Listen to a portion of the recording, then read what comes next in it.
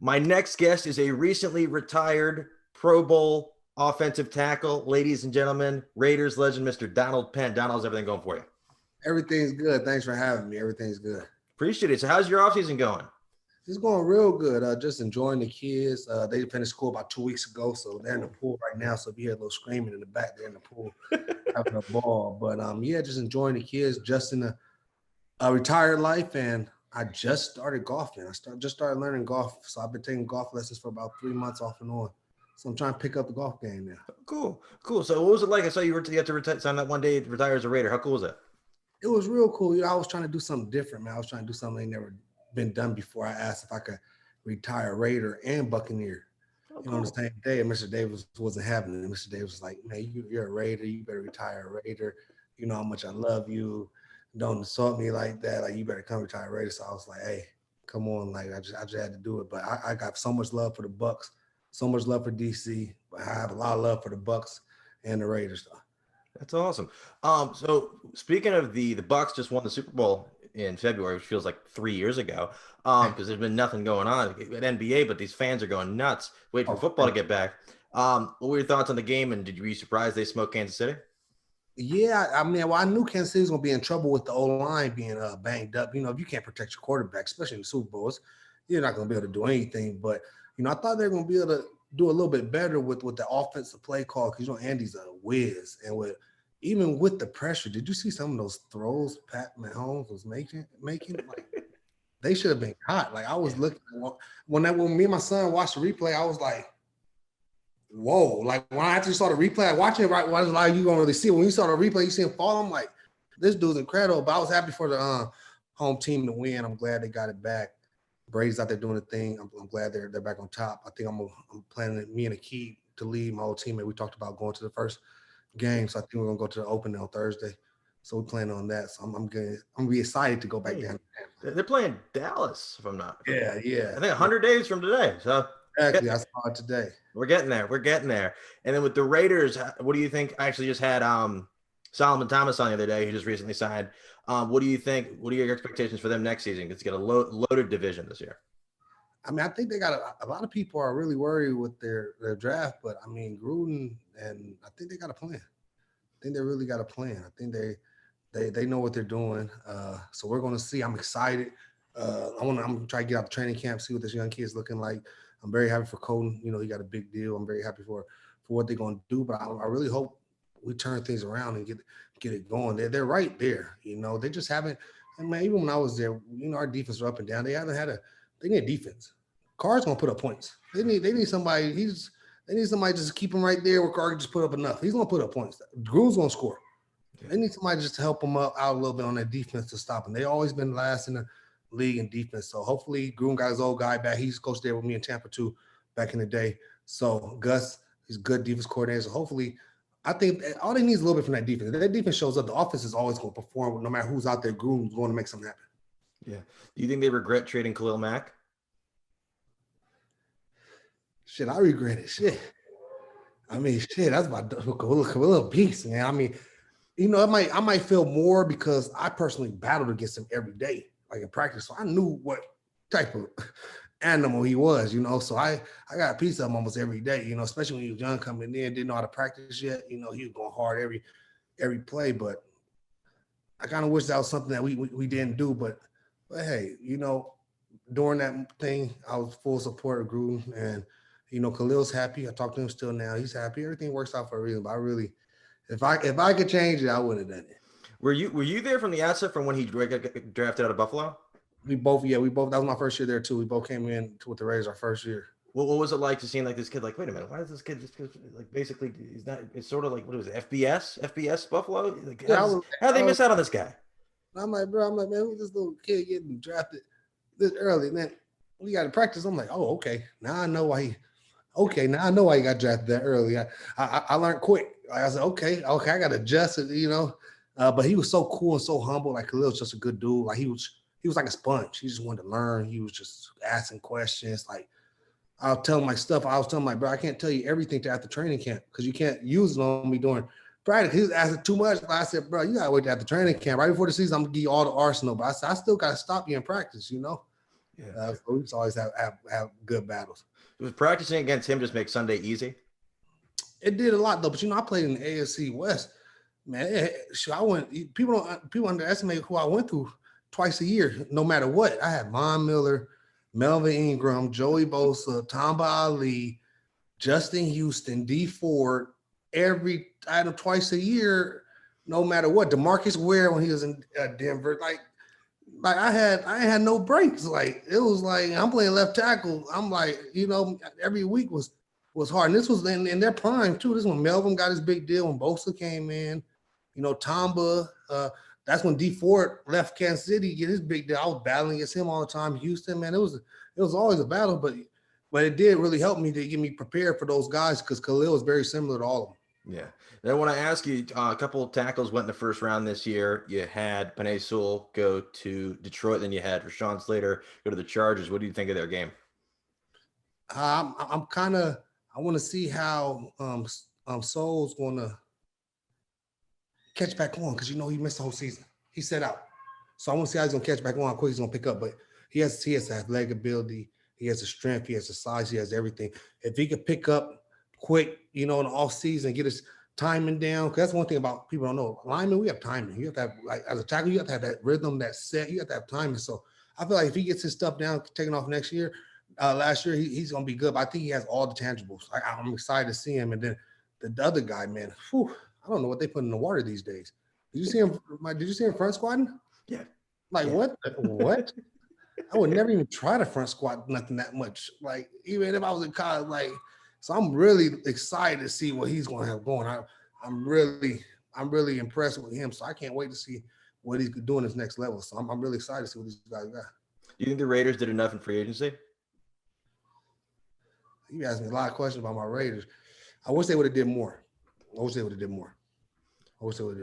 Yeah. Are you expecting like a monster year from Waller? Because I feel like we've always been like, oh, he's one of the best tight ends in the league. I think he could potentially be the best. Do you think this is that year? He had a monster year last year to me. I mean, I think he's just going to keep building. I just feel like he's got to stay healthy. I think he's one of the elite. I remember when it was funny. I'm going to tell you guys a story. When Jared Cook was with us, and Jared was balling that year. Then they brought Waller on the practice squad. I was messing with Cook. I said, you see your protege? And come to find out, they released Cook after that year and Waller ended up coming. I'm like, man, I think about it all the time. Like, man, I should have never spoke that up because me and Cook, we just laughed it off. Like, yeah, it was like, bro, we were both like, man, dude's good because we're watching him at practice kill. So we're like, yeah, dude's going to be talented, but we never knew it was going to really panned out that way. It was crazy, but I'm glad Jared's still doing good and doing his thing. You ever ask Jared about that incident at Buffalo Wild Wings? No, I never did.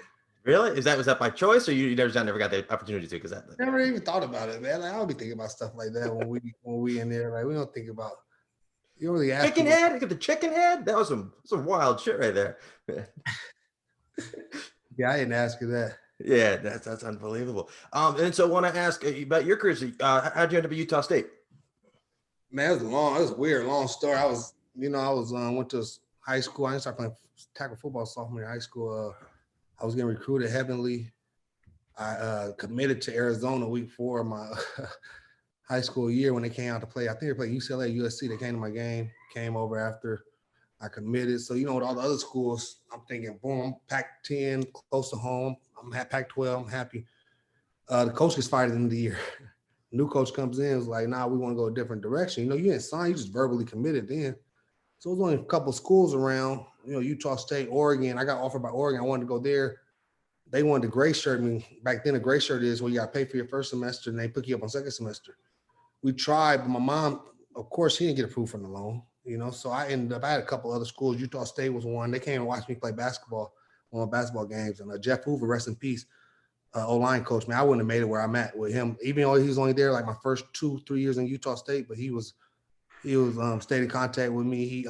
They offered me, he told me, like, if you start 4 years with your athletic ability and you get all that exposure and repetition, he said, you'll be able to make the league. And that's all I really wanted to do. So I just said, let me go to Utah State. And I ended up starting 4 years. And it worked out, I went free agent. I didn't get drafted, but it ended up working out. So I wouldn't change it. What was that? I always wish I went to a bigger school and had those big things, all that stuff, but Hey, I'm hoping my kids will. I'll be able to watch them do it. Utah State doesn't have that nightlife. They do. No, nah. It's changed a lot now. Now they're killing. They're doing good. New cool. Do everything. They're balling out now. Yeah, because they had Bobby Wagner was over there, right? Yeah, exactly. He's one of the guys. Him and Turbin, they start changing that thing around. Yeah, that's awesome. I wish me and my group could have did it, but we will not. But when those guys came in, a lot of respect for them. They really turned the program around. So, what was your draft process like? How did you not get drafted? Man, it was tough. I got invited to the combine. I went to the Hula Bowl, so I played in the Hula Bowl. The week of practice, I mean, I'm killing. I'm balling out in practice. Like everybody, I'm getting interviews now by teams. I'm like balling out in practice. Man, first play of the Hula Bowl game, running back comes right off my back. Good block on the linebacker. I'm driving him. He gets tackled in the back of my knee. I roll up. I tear my MCL. My dumb ass, pride, trying to get drafted. I go out there still trying to play. I give 2 sacks in the fucking All-Star game, trying to play with a fucking limp knee, taping it up. Went out there, I'm pride. I'm like, man, I gotta go. So then finally down, like, man, let me just not hurt myself no more. So I set out, flew back to Utah where I was training, got the MRI. Knee blew up on the plane, 8-hour flight. Knee's fucking like this big. Like the team doctor wants to do surgery. My agent's like, no. Same night I get on another flight. I just landed from Hawaii. My agent flies me to St. Louis to meet with the St. Louis Rams doctor. So I go out there. So knee swells up even more. Go to the doctor. He's like, nah, you don't need surgery. Thank God. So I recovery. So I go to the combine. Like I'm a very athletic person. Like when I was training, I was running 4.9 40s. You know what I mean? Like I was going to go to combine test crazy. I ended up jumping like a 32-inch vertical, like I was going to test good. Like, but I went to combine hurt. Couldn't do anything. Then I came home. I had pro day. I had 3 teams getting ready to come to my pro day. Man, a week before my pro day, I'm training. I'm running. I pulled my hamstring. I'm still recovering from the knee injury, but I was going to run at the pro day. You know what I mean? A week before that, I was clocking myself at low 4.9s. My coach, my Utah State strength coach. He was the strength coach at 49ers and the Vikings. He'll test to it. He was clocking me low 4.9s. Next week for my pro day, I tell the team only one team showed up out of the 3 once I told them I was hurt. So it was just ended up going free agent. Phone was ringing all second day, but nobody ever came through. Ended up going free agent and put another chip on my shoulder. And Minnesota hit me.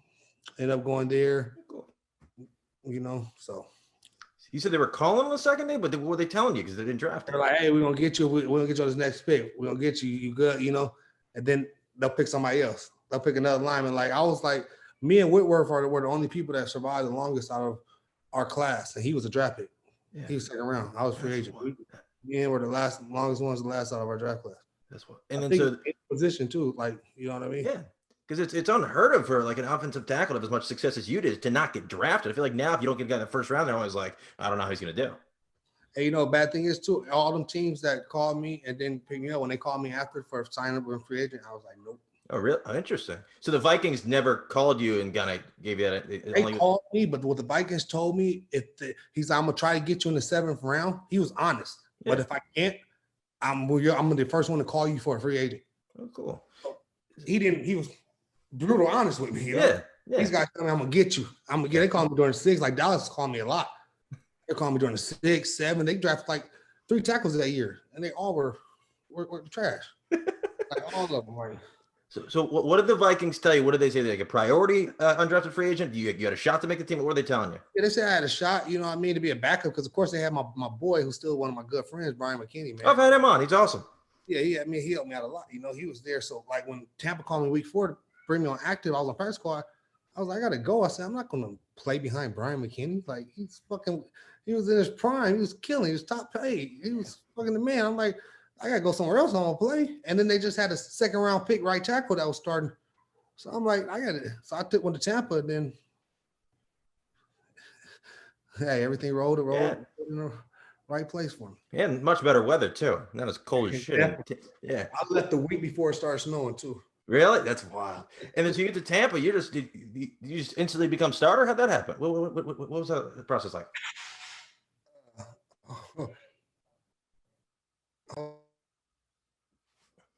don't know what they doing. So yeah, I'm sorry about that. So yeah, when I got to Tampa, I was on the active roster, and then I wasn't. You know how you inactive, so I Yeah. was practicing. Hold on, real fast. Okay. My bad. Oh, good. No worries at all. Yeah. So So you were at Tampa. So you get to Tampa. What was that whole process like? it was cool. I had a great O line coach in Bill Muir. I had a great assistant O line coach. He's the head O line coach at the Rams right now, and he was great. I had Jon Gruden there. So I got there. My first practice, I'm going to get Simeon Rice, Hall of Famer. Yeah. He's like giving me everything I got, but I'm kind of hanging with him a little bit. You know, everybody's like, "Oh shoot, like who's this?" You know what I mean? So I started picking up, and then the older guys. They had a lot of older guys on the team. They had Brooks, Derek Brooks, Sheldon Quarles, Rondé Barber, um, you know, Booger McFarland. Oh, he was on that team. Okay. Yeah, they had Simeon Rice. So I had a lot of older guys, and they were like Joey Galloway. My quarterback was Jeff Garcia, and they were like, "Bro, you got a little." They were telling me like, you got a little something. So I just started picking up, and then I was on practice. I was on inactive that whole year. So that off season, I just work, and then a little story. I'm not gonna say that, but so then when I got back to training camp, I went out there like I'm taking people's heads off. Like I'm out there. And then they signed a free agent left tackle from the Giants, Luke Pettigrew, gave him some money. So he came in and started. He helped me out a little bit too. But so I'm backing him up. I'm like taking people's heads off. They got me taking every single rep in camp. Like the trainers messing with me. Like, bro, you okay? Do you need an IB? They're like, bro, cause I go from left tackle to right tackle, left tackle to right tackle. And the vet, he wasn't practicing every day. So I take all his reps. So I was just, man, they were killing me. Like, but I wasn't, me, I wanted to get where I wanted. So I ended up winning the swing tackle spot. I ended up winning a swing tackle spot, an extra tight end spot. At the end of the year, I had a great training camp, had a great preseason. And so season, I'm playing extra tight end. We're going to week 4. I think we're 2-1. We're playing at Carolina. I'm sitting there watching the game like normal, waiting if they call a little thing for me going extra tight end. I'm doing field goal and stuff like that. So somebody gets hurt. I'm over there looking. It's like third quarter. I'm looking like damn, who was that hurt? I couldn't see. And then my O-line coach runs up and hits me in the chest. Man. He was like, "Do you not want to fucking play?" I'm like, "Oh shit!" I didn't know where my helmet was. None. I'm like, it was left tackle went down. I'm like, "Oh shit!" So they find my helmet. I grab my helmet. I run out there. So we end up. We were a close game. We end up pulling out. I mean, I played pretty good. I played real good. So come the next week, dude towards ACL, Luke, out for the whole year. So a lot of people are thinking like, is he gonna go get somebody else from nothing? Gruden was like, man, I got faith in Dom. I'm rolling with him. So the next week, my first start of my career against the Colts, Dwight Freeney in Indianapolis, Peyton Manning's the quarterback in the dome. First start. So I go out there and I do my thing. Dwight ran me over twice. I got 2 holding calls on him, but he ain't get no sack. Hey, that's what He ain't matters. get no sack. But I held my own. We got blew out. They won. They had the ball majority of the time, thank God. So we weren't out there that long. Peyton was ball control. But then I ended up balling that year, just kept going. And then the next year they were bring Luke Pettigrew back. I don't know what happened. They ended up cutting him during camp. And they had me starting. I started 170 straight games after that. Wow, that's unbelievable. 3 Pro Bowls. Yeah. 190 total games later. Yeah, that's wild. I have a question. Were you there when Jameis got there, or was that after you left? Nah, James was after me. Okay, that's interesting. So what was it like to some of those years in Tampa, like when you guys weren't playing so well? You're playing well personally, but the team was kind of struggling a little bit. Man, it was tough, dog, because you know how many Pro Bowls I should have made? I ain't make, man, just because, Tampa's we weren't well known. We weren't popping. We weren't on prime time. Like, I wasn't out there like that. And I mean, there was so many Pro Bowls I think I should have made. Like, it was a few years where they just caught, it was the same people. No matter what they did, it was the same people every year. So I'm like, come on, bro. Like, this stop. So I finally snuck in one year. Then, when I got the Raiders and we turned that thing around, it was more, but Tampa, it was just tough, man, because I felt like we were just so talented. We just couldn't get over the hump, man. It was just like we had so much talent. We just couldn't get over the hump. We just couldn't get it right. And then, we wanted to so bad. We worked so hard. It was tough. But I loved it out there. I love playing for them. I loved it out there. The owners are great.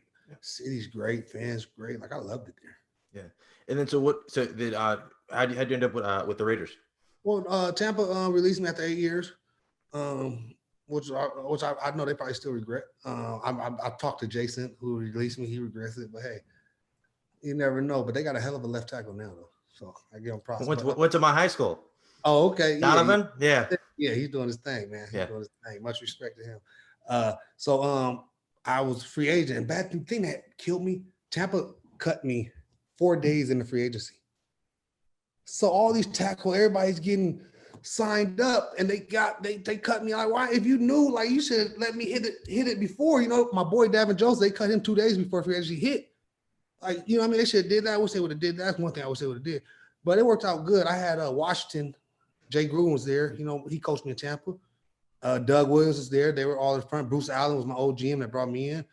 McVay was the co-coordinator. But they wanted me to play right tackle. I wanted to do it, but I'm not. I'm a left tackle. Raiders, I grew up a Raider fan. I live in LA. Childhood team. They struggling. They were making a lot of moves that off season. I'm like, man, let me see if I could go help turn this thing around, even though, because that's the team I grew up and I love. I said, let me see if I can bring this team back to greatness. And after I signed with them, they had a great draft. I think probably one of the best drafts ever. Carr, Gabe Jackson, Khalil Mack, you know, Jelly. We had a lot of people that year. And, you know, I thought it was going to go. And I ended up having 5 of one of my best years ever. And I had so much fun. I mean, it was just great. I enjoyed it. It's awesome. I have a question. What's your best Gruden story? Man, it's a few. It's a few. I remember one time I forgot what happened. I think I got a penalty or something.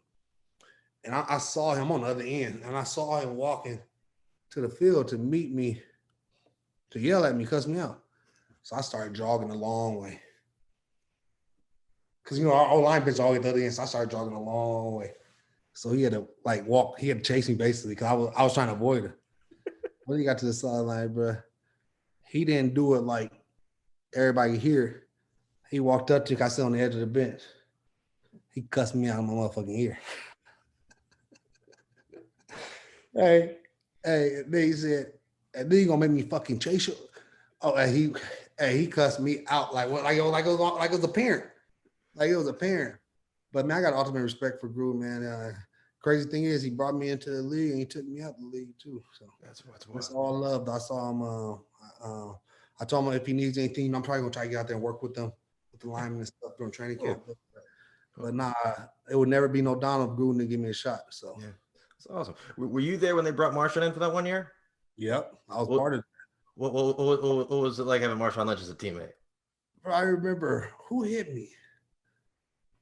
I forgot somebody hit me. I think it might have even been his agent. Like, what do you think about Marshawn? Because Doug's real cool. My agent, Doug's real cool dude. Like that's my guy too. Like, you know, even though he doesn't represent me, I still like we're cool. So, and I hit Sean like, I'm like, and then you know Sean he don't like. I'm like, bro, you gotta do it. So I started like, hold up, we about to, you know, I'm in Oakland too, so I gotta come over. You know, I started like doing my little bid in, like boom, boom, boom, boom, boom. But Sean really wanted to play for the home team. I kind of knew it was going to happen. They just had to get the numbers right. But I kind of knew it was happening. You know, one thing he really wanted to do big, he wanted to put the beast mode. That was one big thing of the negotiation. He wanted the beast mode thing to be part of the Raiders because he's Oakland, Raiders Oakland. He wanted to brand, and Mark Davis let him brand the Raiders stuff with the beast mode. I think that was one of the biggest things that he wanted because he's so Oakland. He wanted to bring that beast mode brand with Oakland with the Raiders, and it was true. I mean, he was living the dream too that year. So you think he's done, or do you think if they called him, he could just jump back out there? If the situation's right and he got a chance to win the Super Bowl, he gonna come back. That's wild. That's wild. And I want to ask you about your season in Washington. Obviously, didn't go too well. What was your experience like in DC? It was cool, man. Man, they got some good talent there. I told when Jack Del Rio got the job, I called him. I said, bro, that defense you walking into, I said, he walking into a room full of hogs. You know, they got some talent there. And I think they gotta get their offense together. I think Fitz is going to come give them a good year or two so they can find them a quarterback. But they need to get some more, I think they need to get a little bit more offensive weapons. But that defense is going to be powerful. that D line, Payne, Ignitis, those two young DNs. You know, they got my boy coming back to safety. I mean, that defense is tough. We practicing against that D line. I'm like, damn, I'm like, y'all, they really good. Like now that front seven, that defense is really gonna lead them. They just gotta get the offense. They ain't gotta do too much because the defense ain't gonna give it too much. Offense ain't gotta do too much. But I'm looking forward to that too. I'm gonna go catch some games too this year. How many quarterbacks did you protect during your season in Washington? Oh, in Washington, shit, I had Colt McCoy.